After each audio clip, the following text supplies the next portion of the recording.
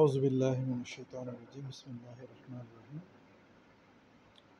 সম্মানিত বন্ধুগণ, আশা করি সকলেই ভালো আছেন।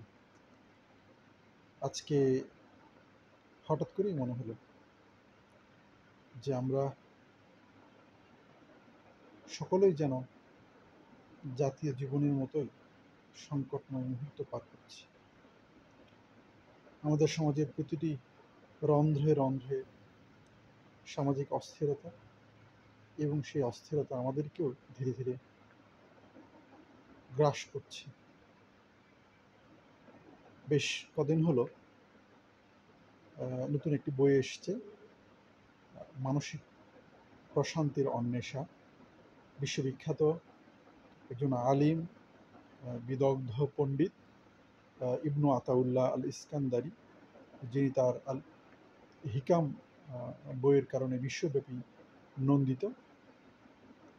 তার একটি বই ছিল তাজুল আরুস আল হাবি লিতাহজিবিন নুফুস। এটি বাংলায় মানসিক প্রশান্তির অন্বেষা হিসেবে প্রকাশিত হয়েছে অবসর প্রকাশনা সংস্থা থেকে। তো লেখক খুব চমৎকার করে তার বইটি শুরু করেছেন। আজকে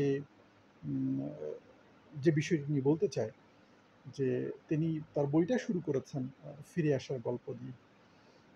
এবং আমাদের বাজারে যেমন ফিরে আসা, সৎ পথে আসা, নানান ধরনের বয়ান প্রতিষ্ঠিত আছে, ঠিক তেমনই ইসলামী একাডেমিয়া এবং চিন্তার জগতে ফিরে আসার যে পরিভাষা, তাকে আমরা তওবা বলে জানি। মহান আল্লাহ তাআলা আল কোরআনে তওবার অসংখ্যবার উল্লেখ করেছেন, এবং তিনি বলেছেন যে হে ঈমানদারগণ, তোমরা আল্লাহর কাছে তওবা করো, এবং এরপরে আশা করা যায় তোমরা সফল হবে। তো এখানে সাফল্য লাভের বিষয়টিকে ফিরে আসার সাথে কিংবা তওবা করার সাথে সম্পৃক্ত করা হয়েছে। এছাড়াও আল কোরআনের অন্যান্য আয়াতেও এরকম এসছে, এবং আল্লাহ তাআলা বলেছেন যারা তওবা করে বা ফিরে আসে, আল্লাহ তাআলা তাদেরকে ভালোবাসেন, এবং যারা এই ফিরে আসার মাধ্যমে এই পদ্ধতি অবলম্বন করে তাজকিয়াতুন নাফস তথা আত্মিক পরিশুদ্ধি এবং আত্মিক সমৃদ্ধি লাভ করে, আল্লাহ তাআলা তাদেরকেও ভালোবাসেন। তো লেখক এখানে একটি বিষয় বলেছেন যে আমরা যদি একান্ত ব্যক্তি জীবনের কথা বলি, আমরা আমাদের বাবা মা, সন্তান, স্ত্রী, নানা জনেই নানা সামাজিক বন্ধনের কারণে, নানা পারিবারিক বন্ধনের কারণে কিংবা বৃহত্তর সমাজের কারণে প্রতিনিয়ত আমাদেরকে ভিন্ন মতকে সহ্য করতে হয়, একে অন্যকে অ্যাকোমোডেট করতে হয়, এবং সেখানে ভিন্ন মতের ফলে ভিন্ন পরিস্থিতি তৈরি হয়। আমরা নিজেকে বোঝাতে গিয়েও কখনো ভুল করি, আমরা কখনো কখনো অন্যকে বোঝাতে গিয়েও ভুল করি, এবং আমরা যদি সেই ভুলের উপরে সুদৃঢ় থাকি, তাহলে আমরা সমাধান থেকে ধীরে ধীরে অনেক দূরে চলে যাই, এবং এটি ব্যক্তির সাথে আরেক ব্যক্তির, সমাজের এক অংশের সাথে আরেক অংশের দ্বিমত তৈরি করে, রেষারেষি তৈরি করে, এবং সামাজিক বিশৃঙ্খলা তৈরি হয়। যেমন আধুনিক ডাক্তারগণ বলেন যে একজন ব্যক্তি যদি বারবার শারীরিক নানা অসুস্থতায় আক্রান্ত হয়, এটা এই কথাকে ইন্ডিকেট করে যে এই ব্যক্তির ভেতরে কোনো জীবাণু রয়েছে, কোনো অসুস্থতা রয়েছে। যেমন আমরা যদি কেউ আমাদের মধ্যে কেউ কারো শরীর পুড়ে যায় কিংবা কোথাও ঘা হয়, তাহলে আমরা এর বাহ্যিক চিকিৎসাই যদি সবসময় করি, তাহলে সেটি ভালো হবে না, বরং শরীরের জন্য, সেই অঙ্গের জন্য আরও বেশি খারাপ হবে।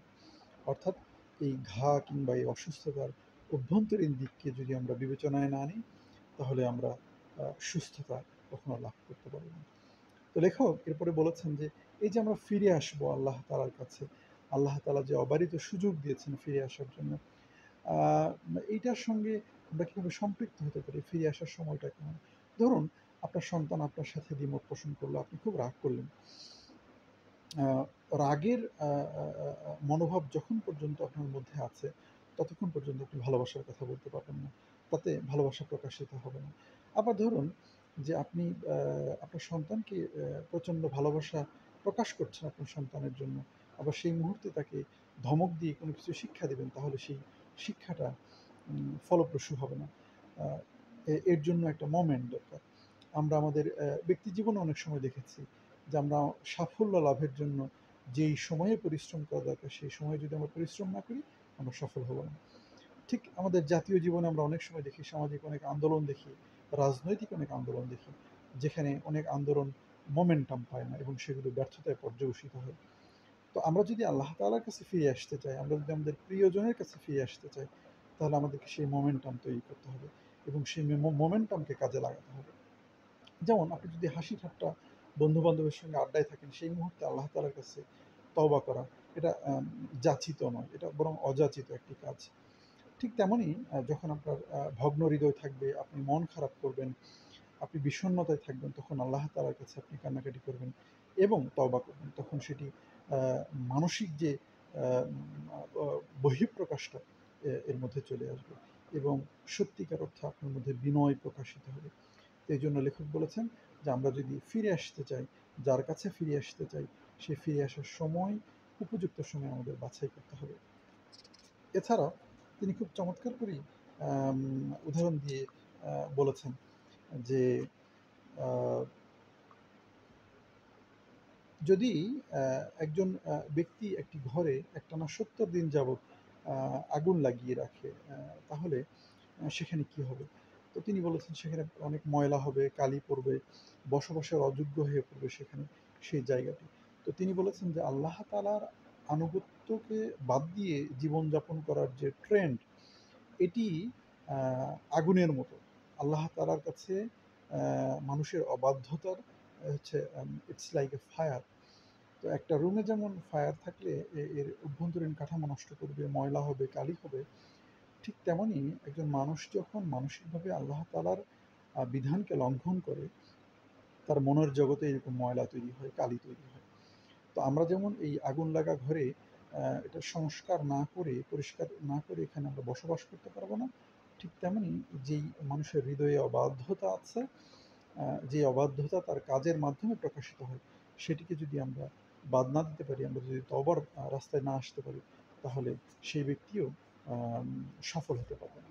তো এইজন্য আমাদের তওবার রাস্তা আল্লাহ তাআলা খোলা রেখেছেন, আমাদের ফিরে আসতে হবে। আল্লাহ রসুল সাল্লাল্লাহু আলাইহি ওয়াসাল্লাম বলেছেন যে তিনি একদিনে ৭০ বারেরও বেশি তিনি তওবা করতেন। আ দেখুন, আমরা যখন ভালোবাসার কথা প্রিয়জনের কাছে বলি, ১ম বার বললে আমাদের হৃদয়ে একটা গভীরতা তৈরি হয়, ২য় বার বললে আরো বেশি গভীরতা আসে। এভাবে যখন আমরা বারবার ভালোবাসার কথা বলি এবং চর্চা করি, এটি যেন হৃদয়ের ভাষায় রূপান্তরিত হয়ে যায়। ঠিক তেমনি আমাদের তওবাকে বারবার করা উচিত। তাহলে আমরা আল্লাহ তাআলার সান্নিধ্য থেকে কখনোই আমরা আ বঞ্চিত হব না।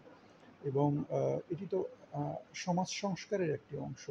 যে একজন মানুষ যদি সমাজে অপরাধ করার পরে সরি বলে, তখন তার সহগামী এবং সহকর্মী এবং সহনাগরিকগণ সেটিকে গ্রহণ করে তাকে সমাজে ইনক্লুসিভ করে নেয়।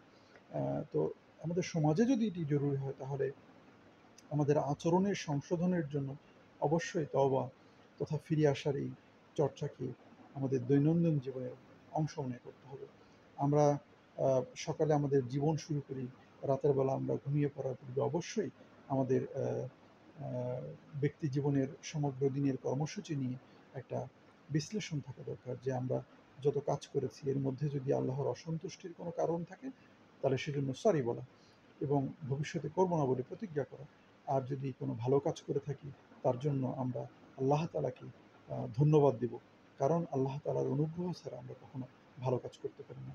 আল্লাহ তাআলা সকলকে ভালো কাজ করার মাধ্যমে আত্মিক পরিশুদ্ধি এবং আত্মিক পরিশুদ্ধির মাধ্যমে মানুষের ব্যক্তিত্বের আলোকায়নের মাধ্যমে সমাজকে আলোকিত করার জন্য, সমাজের যোগ্য নাগরিক হয়ে আমাদের বেঁচে থাকার জন্য এবং সমাজকে রূপান্তর করার তৌফিক দান করুন।